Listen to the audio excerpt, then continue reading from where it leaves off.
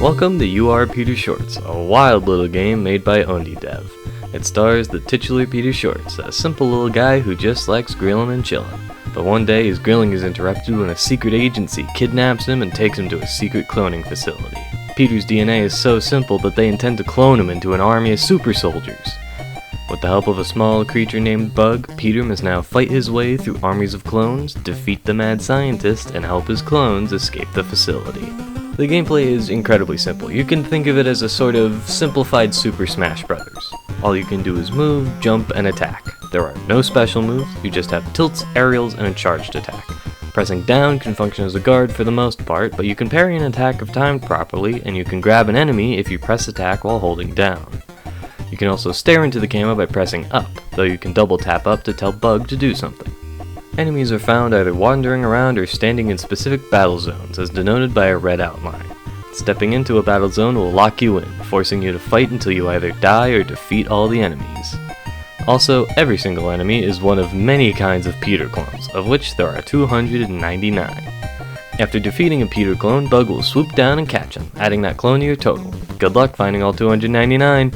The game is simple yet very fun. Just as you're getting used to how combat is currently, you're introduced to a new enemy or hazard to keep things fresh. Seeing as this is a Metroidvania, we should take a look at the areas you'll explore on your adventure. While I don't know their official names, I will be giving each area a name as we go through them all. The first area you're likely to encounter is the missile silo, filled with inactive missiles, fairly basic enemies, and plenty of explosions. This area's gimmick is Peter-shaped missile launchers that launch missiles you can stand on. These are used for crossing large gaps and spike pits, but watch out, touching the front of the missile or their explosion will hurt you, but they can hurt enemies as well. Battle zones will often have a missile launcher or two firing missiles into the frame, potentially hitting you or the enemies. The enemies here are simple, as this is the first area of the game. You'll find baby Peters, snail Peters, bat Peters, and mecha Peters. One important thing to note is that, while enemies will mostly target you, they can hurt each other and draw aggro, so if there's a lot of enemies, it's very likely they'll start fighting each other and make the fight easier. Towards the end of the area, you'll start seeing these blue bomb blocks. If a fire attack or an explosion hits their fuse, they'll start a chain of explosions that don't hurt, but will destroy each block in the chain. These are often used in puzzles requiring you to jump from chain to chain as they explode behind you, or they'll block the path forward until you can get a missile to hit the fuse. These, combined with the missiles, can lead to some really fun rooms and puzzles, which is a great thing for a first area to have. It's important to bring a good first impression, and the missile silo does just that. We're not done here yet, though. After riding on a missile and encountering a giant Peter missile, we meet our first boss Peter.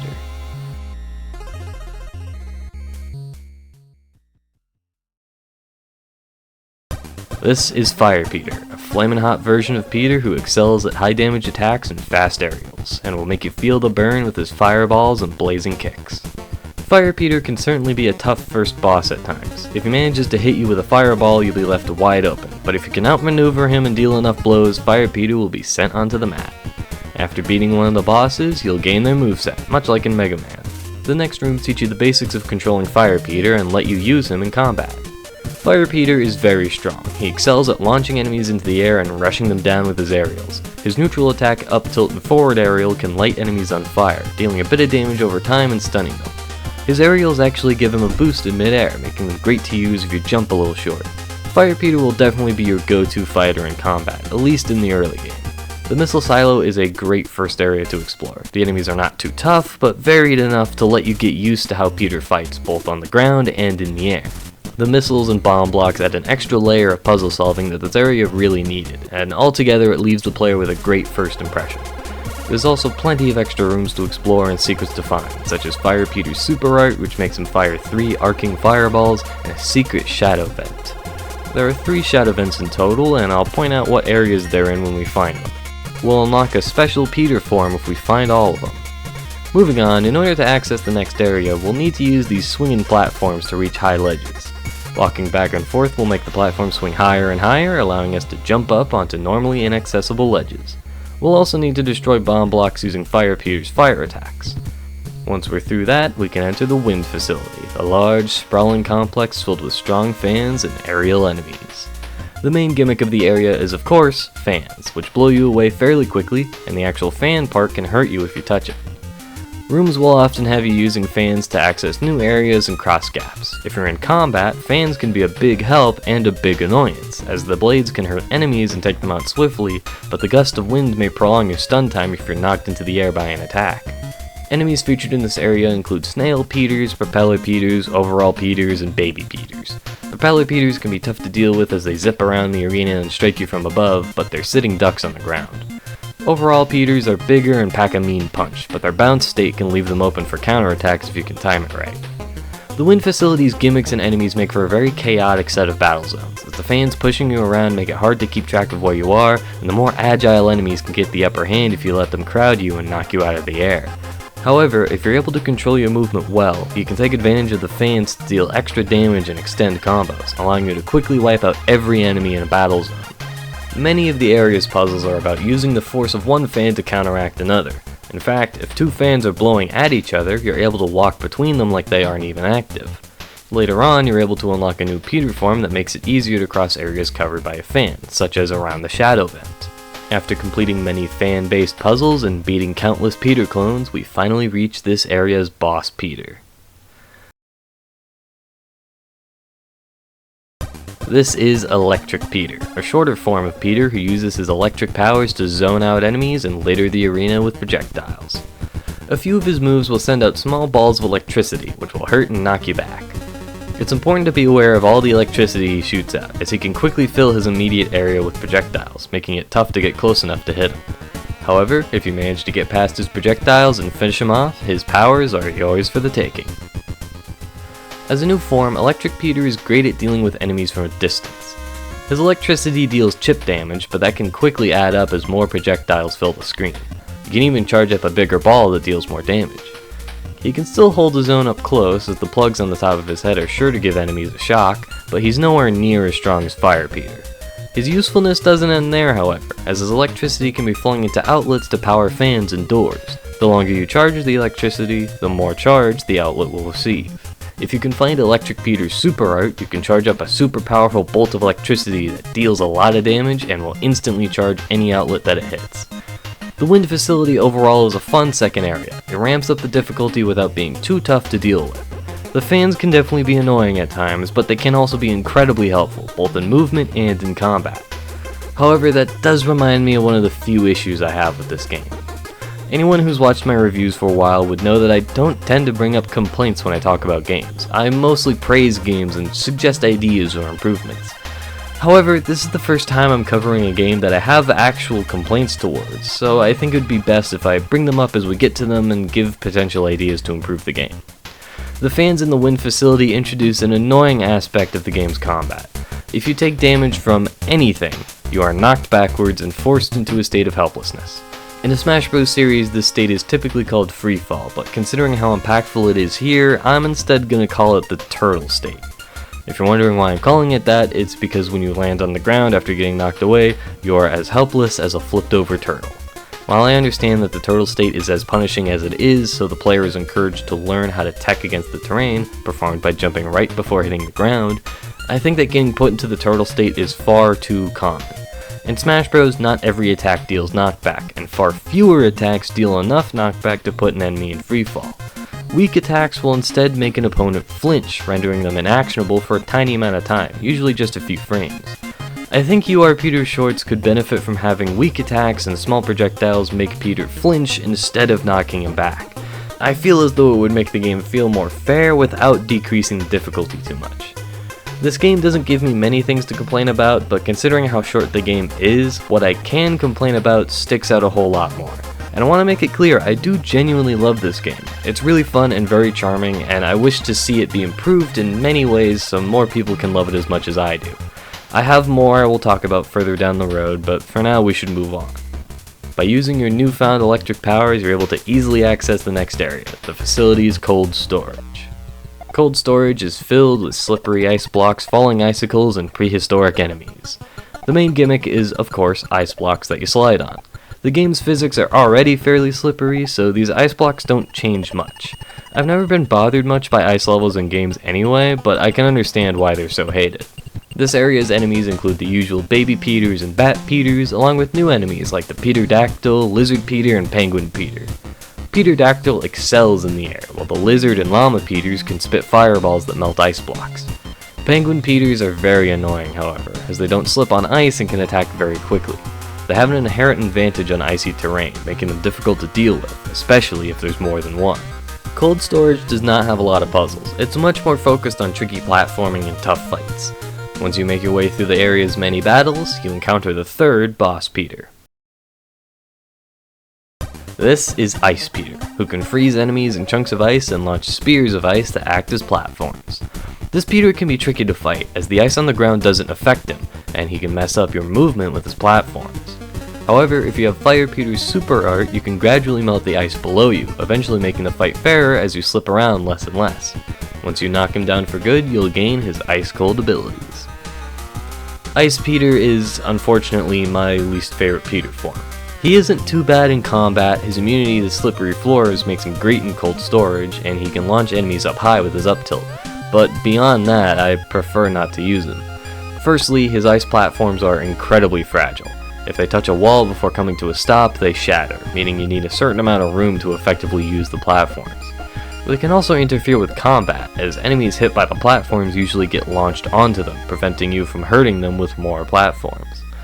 The worst part is, once you unlock the next Peter form, Ice Peter's platforms are kinda useless. There aren't many gaps that can't be crossed by another form, and the next Peter we unlock is so much better at scaling vertical rooms.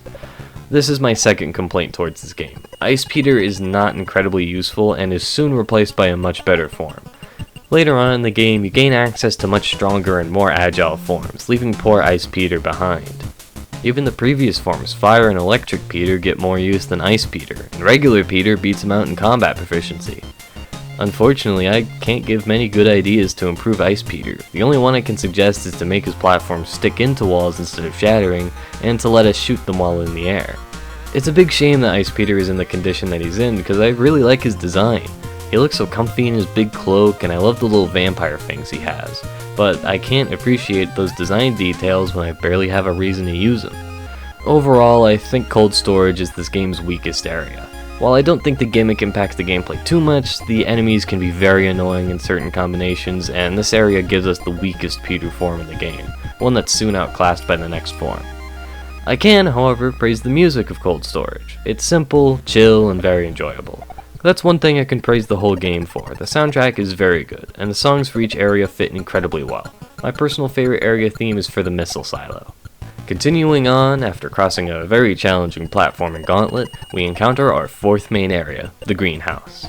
This area is filled with giant plants, many fruits, and various animal Peters. The greenhouse has a few gimmicks, the first of which being giant yellow flowers that will slowly rise up as Peter walks back and forth on them. Honestly, these can be pretty tricky to raise up, as they're not super wide, so you don't have a lot of room to move around on.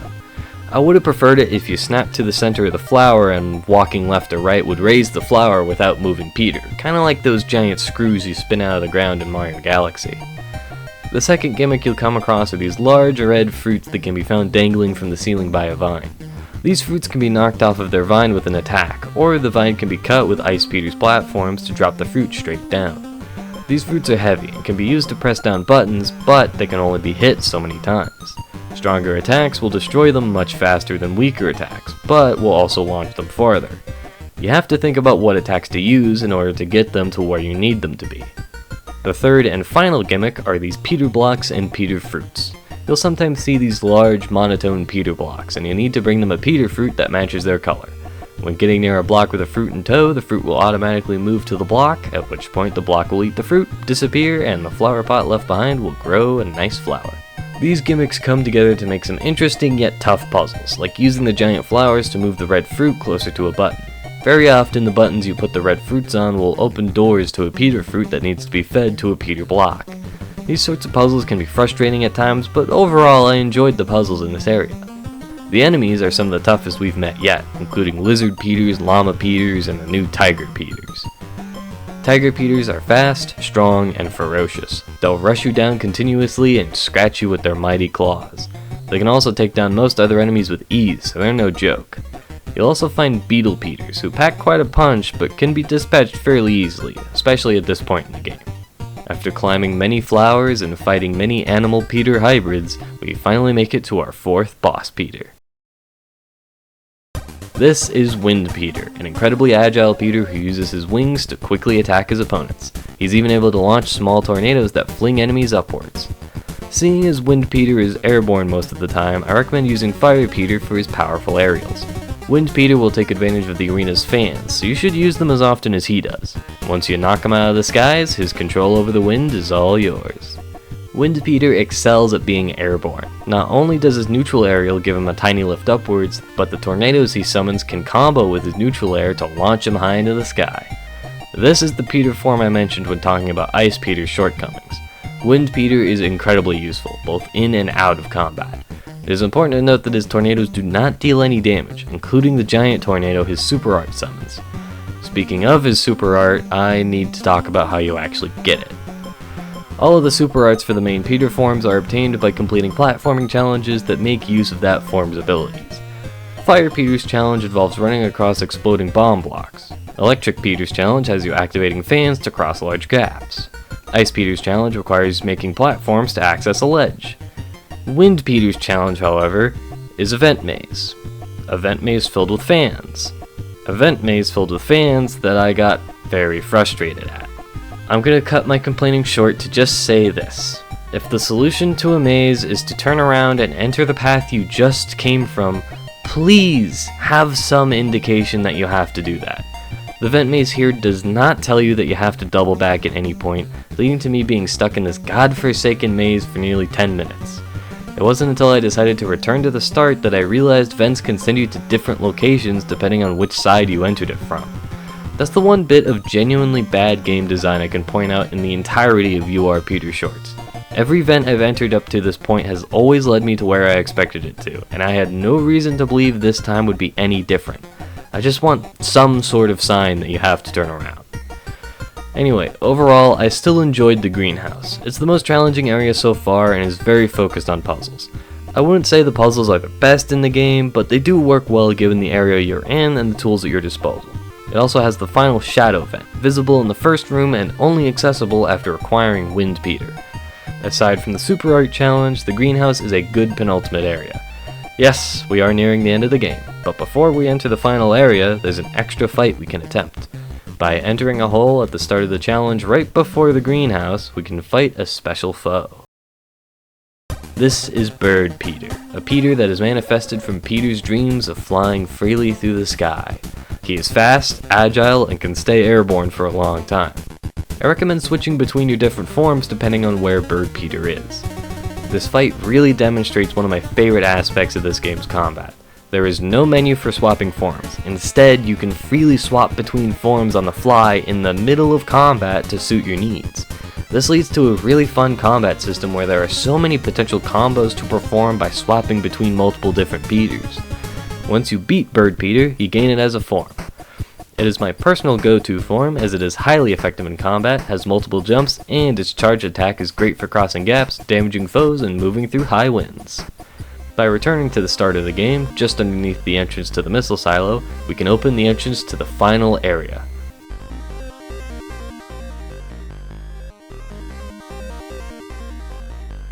But first, we can groove a little bit thanks to this Peter radio.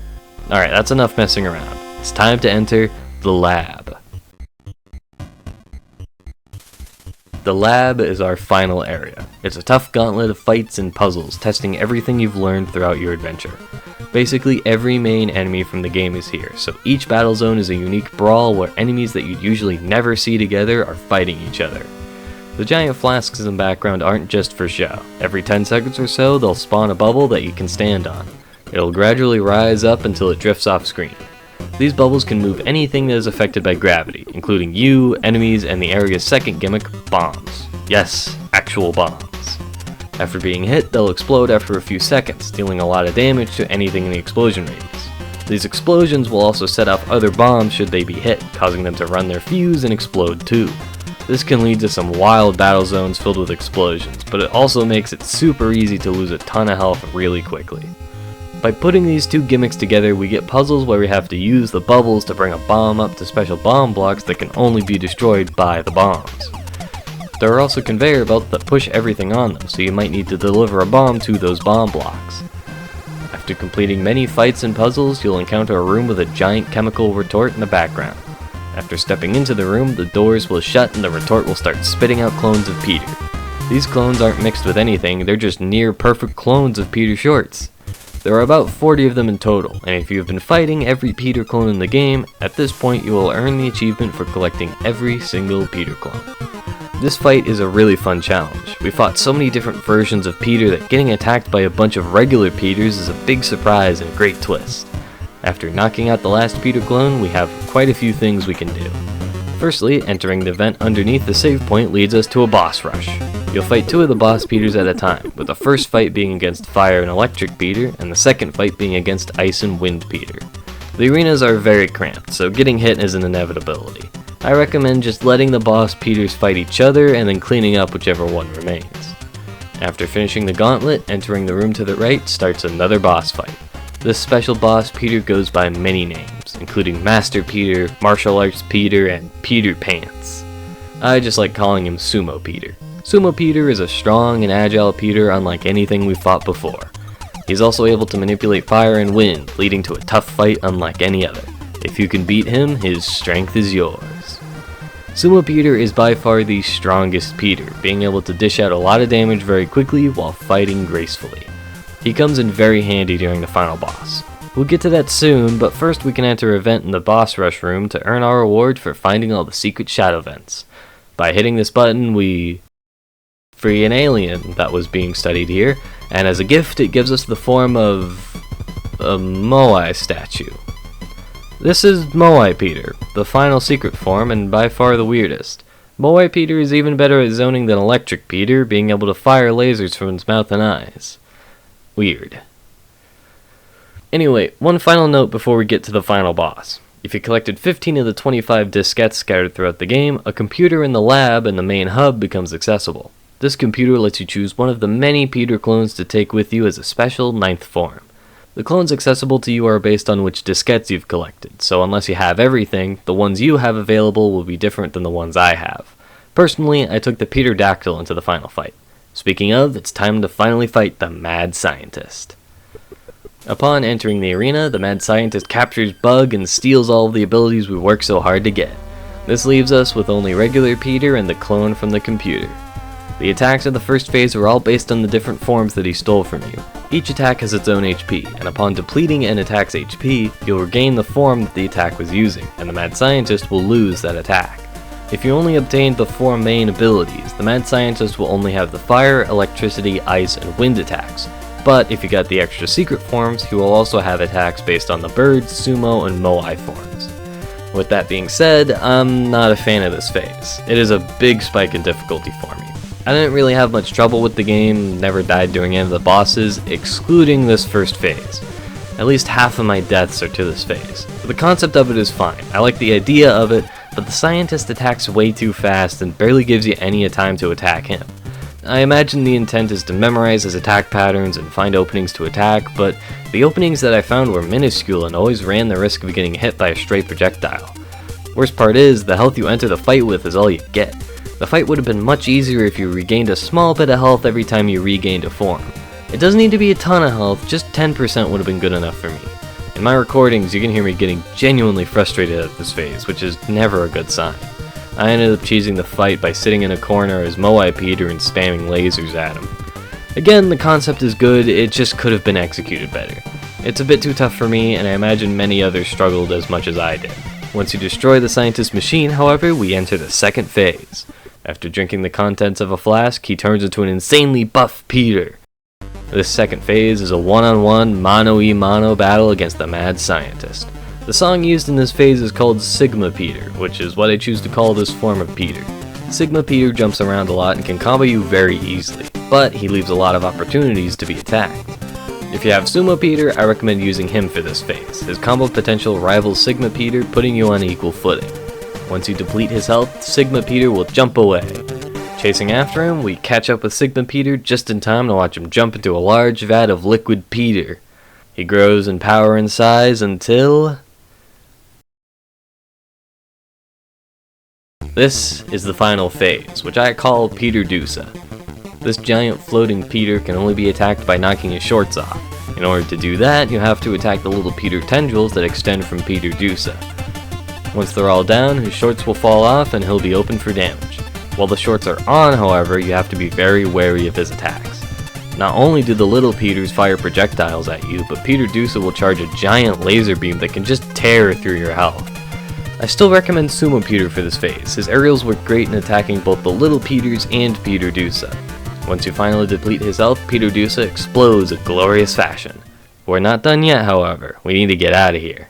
By pressing the button in the next room, we can send off the signal to launch the giant Peter missile found in the missile silo. Now we've got 5 minutes to escape the facility before it's all blown to bits. By entering the vent just above the button, we can enter a series of challenges spanning each main area that test our knowledge of that area's gimmicks. By completing each challenge, we can access a new vent to enter the next area. These challenges are rather stressful, as solving any puzzle under a time limit would be. Fortunately, these aren't insanely difficult and shouldn't take more than a minute to complete. After escaping the vent system, we finally find the facility's entrance and the facility's security system. Tons of drones start peppering us with projectiles, but slipping underneath the floor can help us avoid the bullets.